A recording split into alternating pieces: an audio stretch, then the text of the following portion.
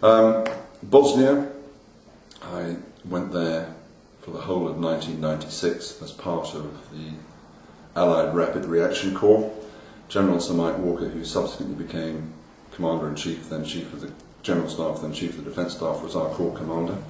Mike Jackson was the Divisional Commander, so two quite strong personalities. And it was the first time that I'm aware of that the British Army had Americans under command. That's a slightly loose term, because the American Army and the French who were with us would not really allow them to be under command. So it was, we were the senior nation on the ground in terms of command and control, and we could require, or we could request, that the Americans and the French did things in accordance with Mike Walker's plan. But it was more a consensus, I suppose, that he had to generate.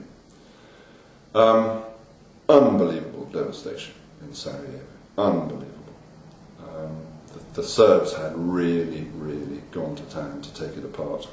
And it was as a result of their behaviour that the United Nations, led at the particular time, the military, by a certain Rupert Smith, who had been in the Gulf not many years previously, received the authority to, frankly, get the Serbs to the table any which way. And the only thing they understood by that stage was a bit of physical violence. So the Air Forces helped deliver the Serbs to the table. But it led to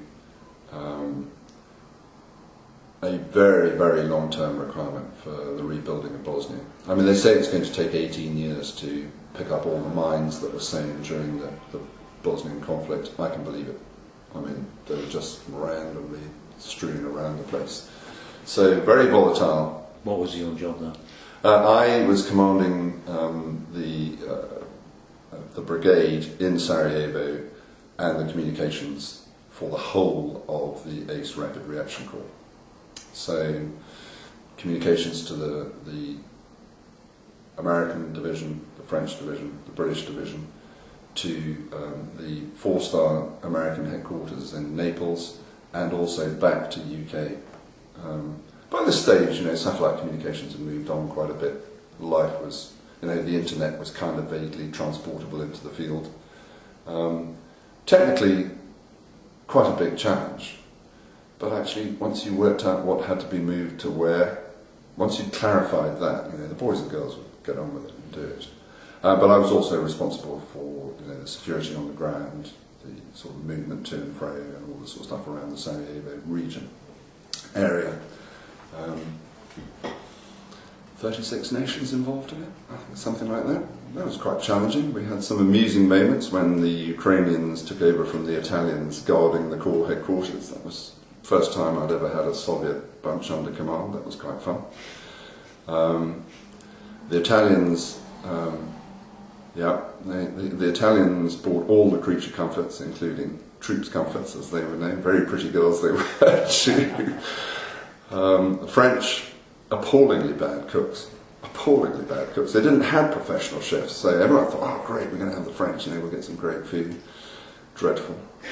One little incident, the British Army, marches on its stomach, and people also like to, when things have settled down, you'd have decent wine in the officers' mess and so on, and we hadn't got winter clothing, because yet again the logistics system had let us down. So we were still waiting for it in February.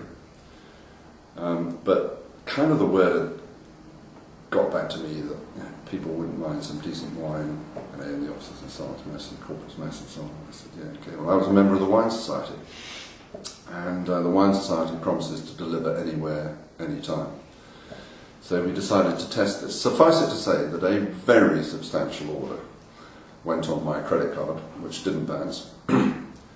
And the Deputy Chief of Staff of my brigade rang me up and said, "Sir, I think you, Brigadier, I think you better come down to the front gate and see what's just been delivered." And I said, "Oh, great, it's the winter clothing, parkas and all this sort of stuff." And he said, "Sir, just come to the front gate. And yes, you've got it, 20,000 bottles of wine were in the back of Eddie Stobart's lorry, which had driven right across Europe into Sarajevo. So, what can I say? You know, Eddie Stobart delivers, the Wine Society delivers, and the British Army, its popularity went up substantially because, of course, the French bought loads off us, and the Americans didn't because they don't. But, you know, the Dutch and all the rest of it. You know, it's very good fun.